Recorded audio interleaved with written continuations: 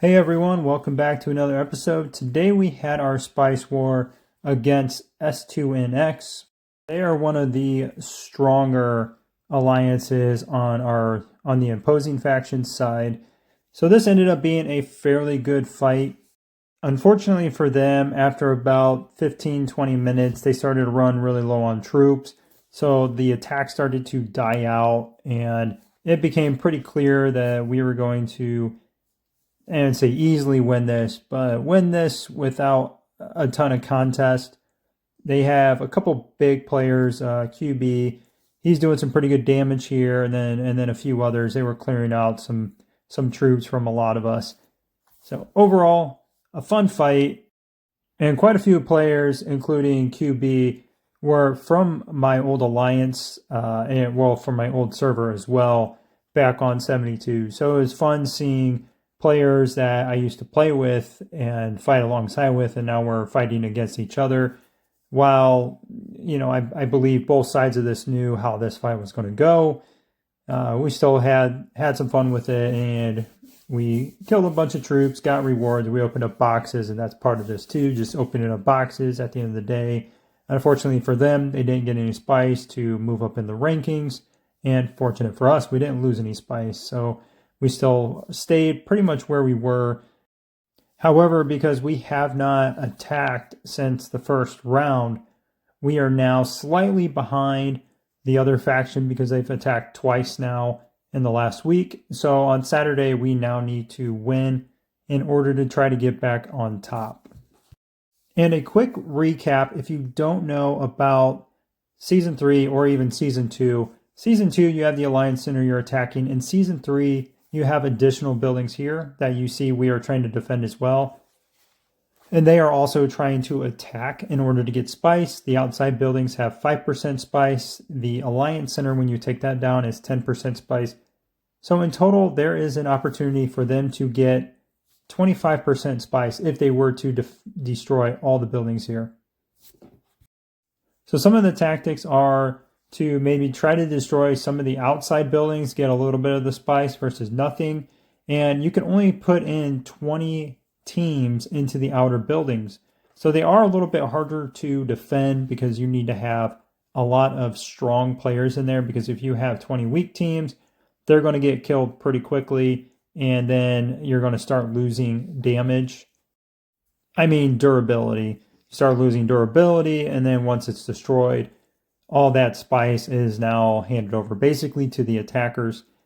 And this is where the strategy comes in, knowing who's attacking where, who's defending where. So it's not just a pure panic on either side. You have to be well organized, and everybody needs to know where they're going to either attack or defend so that you can be successful either way. Obviously, if you're going up against a really strong opponent, trying to mix up the strategies and throw in some curveballs may help you, because nobody can be in all places at once, especially when the Alliance Center hits level 20 and then there's 5 buildings to attack. That opens up a whole can of worms, because then you're trying to cover 5 different buildings and your bigs only have 4 teams. So then it's a matter of which big is leaving which building open and what other big is going to cover that building, along with everybody else just kind of filling in as well. Obviously, the closer the alliances are that are fighting in power, the harder it is going to be with either the strategies defending or attacking, because you're going to really have to focus in on buildings and make sure, again, your teams know where they're supposed to go in order to be successful. Otherwise, you start panicking and people start filling in the wrong places, and sometimes you might maybe end up with a bunch of weaker teams all trying to quickly reinforce somewhere, and none of the bigs get back in, and that can create some major issues. So having something like Discord chat where you can have some of the big players all in there coordinating and making sure people are where they're supposed to be, and that's mostly for the fight. And then you also want to be able to call out when there's rockets, when there's teams launching the mummies, so that way you can quickly have your bigs jump out and attack the rocket or the mummy, whoever's sending those out. and then you don't have 5 or 6 people going out chasing them around. You have maybe 1 or 2 or a designated team that already knows that they're supposed to be going after them. So being in something like a Discord chat certainly helps. And another thing about Season 3, when you're attacking or defending, making sure you're aware of whether you're using regular troops or using protectors.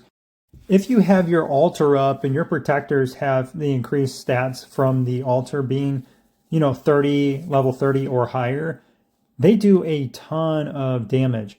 So making sure you have protectors in there, or if you're attacking with protectors, knowing that they are going to be much stronger than your regular troops. So if you start getting low on regular troops, or if you want to use a lot of protectors at first and then throw in your regular troops later on, either way, just make sure that you do use the protectors, especially if it is a close fight, because that will help you either attacking or defending. Don't forget, you also have the ability to run rallies with the protectors. So not only are you getting the stat increases from the altar being leveled up, but then you can potentially have another 5, 6, or even 10% if your Alliance rally tech is maxed out. Getting damage, additional damage from the protectors on top of their stats already can be very, very useful. All right, so I'm going to speed through a bunch of this fight, and then I did end up cutting out quite a bit, probably about 15 minutes out of this, just so you didn't have to sit there and watch as the fighting kind of died out in the last 15 minutes. And then I picked it back up right before we finished, and you'll see that at the end here. But mainly, I was just reinforcing kind of wherever we needed, and that kept switching because they kept switching their main target. So then I would throw my main somewhere, and then sometimes, if needed, if my main got knocked out, maybe I might throw my second in there just to throw an extra body in there until I could get my main back and send it back in. So feel free, check out the video, and yeah, let me know if you guys got any questions about Season 3, and I'll catch you at the end of this.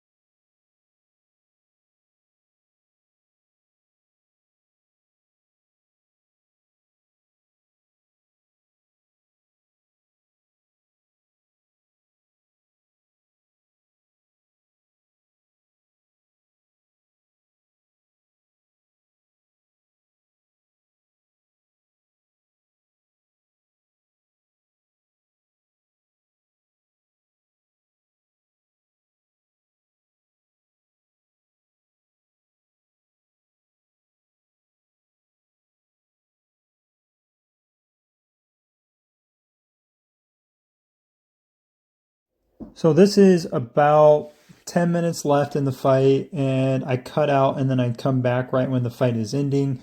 But as you can see here, I'm just checking to see how many troops I have left, how many troops I had killed.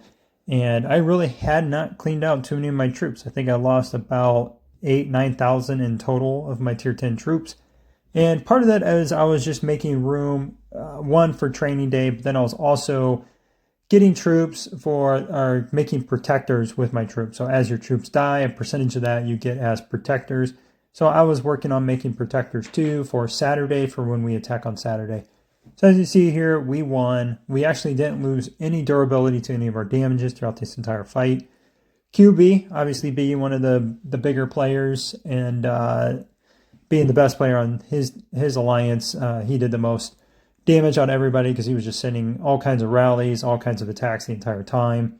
Definitely doing a lot of work. I ended up being fourth. I was kind of surprised at that. But again, I was sending my troops kind of everywhere the attack was going on.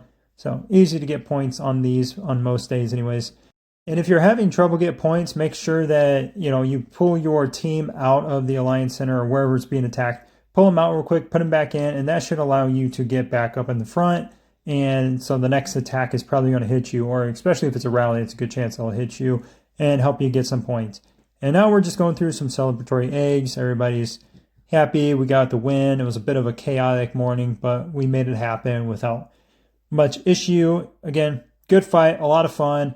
Shout out to S2NX. Good fight with those guys. I know they knew it was going to be certainly an uphill battle, but they still stuck it out. And they got some really good fighters. They know what they're doing. It's not like they were just doing whatever they want, sending attacks wherever. They were trying to be strategic with it. So again, shout out to them. Fun fight. Good luck to you guys for the rest of the season.